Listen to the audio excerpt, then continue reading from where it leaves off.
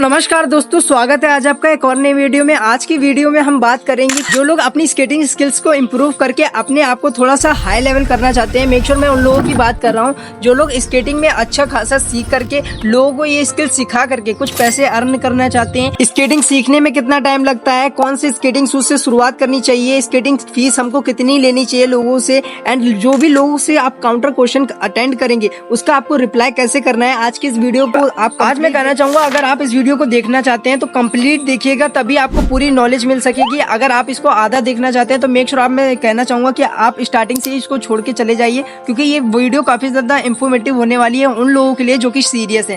Complete video को watch करिए and आपके लिए काफी ज्यादा यूजफुल है। तो सबसे पहले बात करते हैं उन लोगों की जो लोग बिल्कुल भी स्पोर्ट्स के स्किल्स या फिर किसी भी स्किल्स के बारे में जीरो नॉलेज रखते हैं एंड उनको इंटरेस्ट होता है कि हमारा लड़का ये स्केटिंग या कोई भी स्पोर्ट की स्किल सीख जाए। तो सबसे पहले अगर वो आपसे ये क्वेश्चन पूछते हैं कि किसी भी स्किल्स को सीखने में कितना टाइम लगता है, तो आपको आंसर देना है अगर आप स्केटिंग स्किल सीखने का बेसिक प्रोसेस जानना चाहते हैं तो वो हमारा 3 मंथ्स में क्लियर हो जाता है, जिसमें कि हम स्केटिंग हल्का फुल्का चलाना सीख जाते हैं एंड थोड़ा बहुत ब्रेक लगाना सीख जाते हैं, जैसे कि टी ब्रेक। एंड अगर आप नॉलेज के पर्पज से बात करो तो किसी भी स्पोर्ट या फिर किसी भी स्किल्स को सीखने की कोई लिमिट नहीं होती, हर लेवल होता है। लेवल का आप सोचते हैं कि स्केटिंग में ब्रेक लगा लिया तो हमको स्केटिंग आ गई, नहीं, स्केटिंग के अराउंड हम ओलंपिक की भी स्केटिंग देख लें तो स्केटिंग की ओलंपिक जो होती है वो रियल प्रोफेशनल स्केटर्स भी करते हैं, लेकिन वो भी अपनी प्रैक्टिस में इम्प्रूवमेंट करते रहते हैं एंड हर चीज के ऊपर एक लेवल होता है और वो अप होता रहता है। जैसे कि मेरे पास कोई स्टूडेंट आया और उसको स्केटिंग सीखना है तो उसके पेरेंट्स पूछेंगे कि सर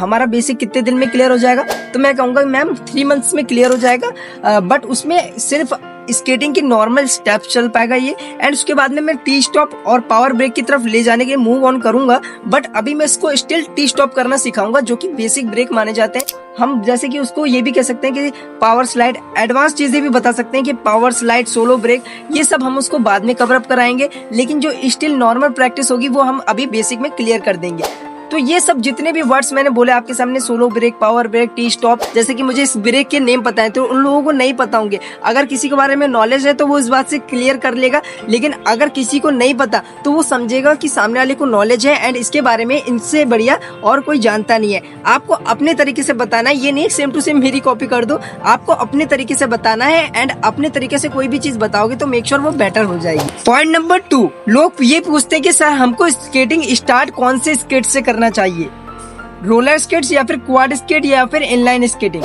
तो मैं उनको यही 2 चीज कहता हूँ कि आप रोलर स्केट से स्टार्ट करिए, फिर उसके बाद में क्वाड स्केटिंग करिए, फिर उसके बाद इनलाइन स्केटिंग करिए।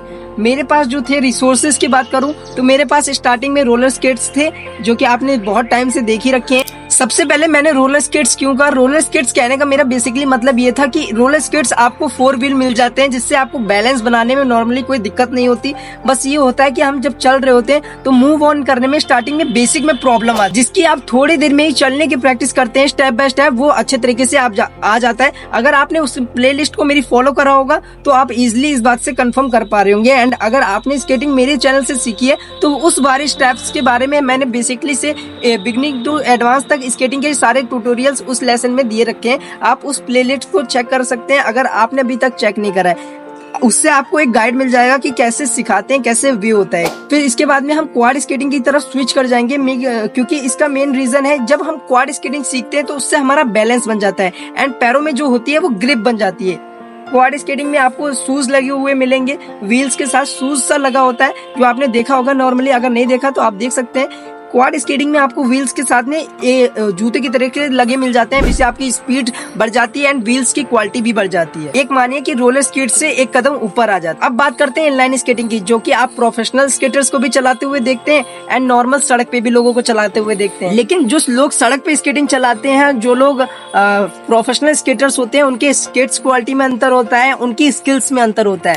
जहाँ पे आप स्केटर्स प्रोफेशनल्स देखते हैं उनकी स्पीड्स बहुत फास्ट होती है एंड जहां आप नॉर्मल गली के स्केटर्स को देखते हैं जो रोड पे स्केटिंग करते हैं, उनके आप बैलेंस को बहुत अच्छे तरीके से देख सकते हैं। मेक श्योर मैं बुराई नहीं करूंगा कि जो लोग गली में स्केटिंग करते हैं वो ज्यादा मतलब कि बेकार हैं, नॉर्मली कोई चला नहीं सकते, अच्छी बात नहीं। मैं तो ये कहूंगा कि जो अपनी तरफ से एफर्ट्स कर रहा है वो बढ़िया है, बस ये है थोड़ा सा राइट वे में अपनी स्किल्स को बेहतर करने की कोशिश करे। फर्क है तो इस बात का है कि स्केटिंग शूज की क्वालिटी में डिफरेंस आ जाता है। स्केटिंग शूज जब हम नॉर्मल स्केटर्स को देखते हैं तो वो नॉर्मली 10,000 तक के MF 900 तक के स्केटिंग शूज को परचेस करते हैं एंड इससे थोड़ा सा अप कर सकते हैं। लेकिन जो प्रोफेशनल स्केटर्स होते हैं वो 40,000, 70,000, 80,000 ऐसे स्केटिंग शूज को यूज करते हैं जो कि काफी ज्यादा कॉस्टली होता है। तो उनकी क्वालिटी में भी डिफरेंस होता है, उनके व्हील साइज में डिफरेंस होता है एंड बेटर एक्सपीरियंस के लिए ओलंपिक की तो बात अलग ही होती है। एंड कॉमनली अब इस क्वेश्चन के आंसर देना मेरे को काफी ज्यादा जरूरी लगता है, क्योंकि ये आपके लिए बहुत ज्यादा जरूरी है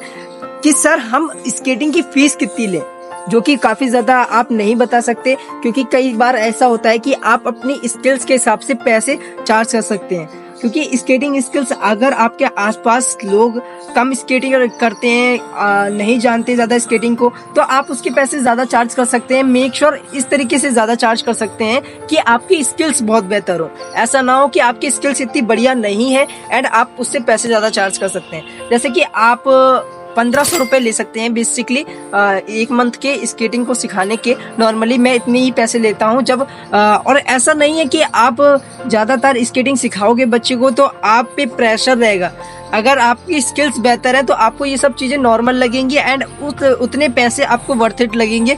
1500 रुपये हो सकता है कई लोगों के लिए बहुत ज़्यादा कम हो, कई लोगों के लिए ये एक अच्छी शुरुआत हो सकती है अपने इनकम की, जो कि बेसिकली मेरे हिसाब से तो बेहतर है। अगर आप एक बच्चे से 1500 रुपये ले रहे हैं और अगर आप 4-5 बच्चों से स्केटिंग सिखाना शुरू कर देते हैं तो वो काफ़ी अच्छा रहेगा आपके लिए। एंड मेरे हिसाब से 1500 रुपये इनफ है। आपकी स्टैंडर्ड के हिसाब से, आपके गली के माहौल से, आपके इलाके के हिसाब से वो पैसे ऊपर नीचे हो सकते हैं। जैसे कि आपको कोई रिलेटिव है तो आप उसके हिसाब से कम ज़्यादा कर सकते हैं। मैं जो कॉस्ट लेता हूँ मैंने उसकी बात की है। आप 1000 से स्टार्टिंग कर सकते हैं, बट मैं 1500 रुपये लेता हूँ क्योंकि मुझे काफ़ी ज़्यादा एक्सपीरियंस हो गया है एंड मैं इस चैनल के माध्यम से भी लोगों को अवेयर कर देता हूँ कि मैं इस पे स्केटिंग की वीडियोस भी बनाता हूँ। तो मैं इस बात से झिझकता नहीं हूँ कि आप किसी भी चीज़ को कर रहे हैं तो कंटिन्यू करें। ऐसा नहीं है कि आप कुछ तो कर रहे हैं, मेक श्योर आप कर तो रहे हैं। कुछ लोग तो ऐसे सिर्फ देखते हैं एंड एक्शन नहीं लेते। अगर आप इस वीडियो को कंप्लीट यहाँ तक देख रहे हैं तो आप मतलब कि सीरियस हैं एंड अपने आप को और भी इम्प्रूव करने की कोशिश कर रहे हैं। एंड अब इसके बाद में क्वेश्चन आता है कि सर अब मेरे पास जगह तो है नहीं, स्केटिंग सिखाऊं तो सिखाऊंगा कहाँ पे। अगर आपको ये डाउट है कि स्केटिंग मुझे कहाँ पे सिखानी है तो मैं आपसे ये कहूंगा कि मेरे पास भी कोई जगह नहीं है। ये देख रहे हो आप, जो ये सामने जगह देखिए, ये जगह है, ये मंदिर है। यहाँ पे ये इस तरफ मंदिर है और इस तरफ भी मंदिर बना हुआ है।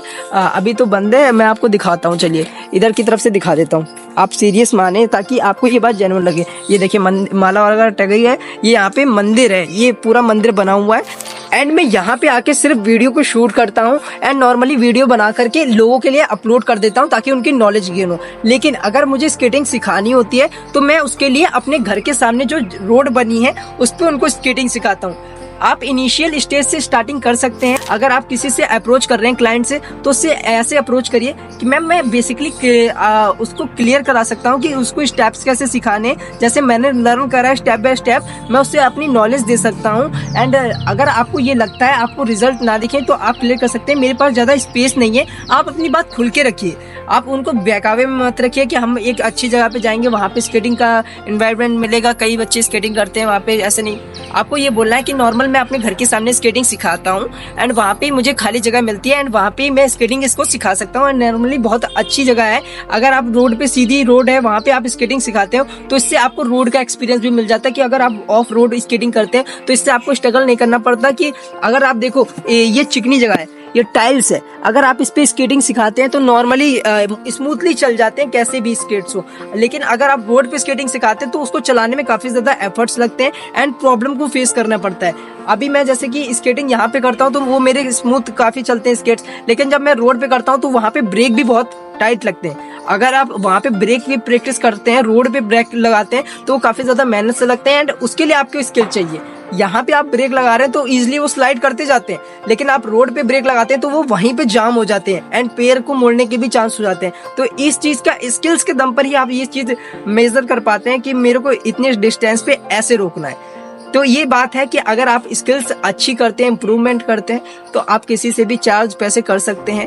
आपको लोकेशन मैटर नहीं करती, आपके पास कम जगह है तो वहाँ से शुरू करिए, घर के सामने सिखाइए, कैसे भी सिखाइए, बट ये है कि आप शुरू कर सकते हैं एंड लोगों को अपनी स्किल्स के बारे में बताएं ताकि उनको अवेयर हो। क्योंकि आपको ये नहीं सोचना है कि मैं क्यों कर रहा हूँ, बहुत अजीब लगता है, ऑकवर्ड लगता है। कई लोग मिलते हैं, मुझे शर्म आती है, आई डोंट नो, मुझे बहुत ज़्यादा अजीब सा लगता है। अजीब क्या लगता है, जहाँ से आपने शुरुआत की थी आप अपने आप को पहले पहले देखो कि कैसे आप पहले थे एंड अब आप कैसे मेहनत कर रहे हो उस चीज़ के लिए एंड आप में क्या इंप्रूवमेंट आया। आप 1 ईयर पहले जहाँ पे इस पे खड़े नहीं हो पाते थे एंड अब आप इस पे सारे ब्रेक कंप्लीट कर पा रहे हो, तो मेक श्योर आपने कुछ उखाड़ा है एंड कुछ अपने आप में इंप्रूवमेंट करा है। एंड वीडियो को यहाँ तक देखा है तो आई होप आज की वीडियो आपके लिए इन्फॉर्मेटिव होगी। कमेंट में एक हार्ट दे सकते हैं अगर आपको ये बात अच्छी लगी है एंड ये लाइक का बटन दबाने के बाद में सब्सक्राइब के साथ बेल आइकन ऑन कर लेना, तभी नोटिफिकेशन आएगा। हाँ कर लेना। Bye bye.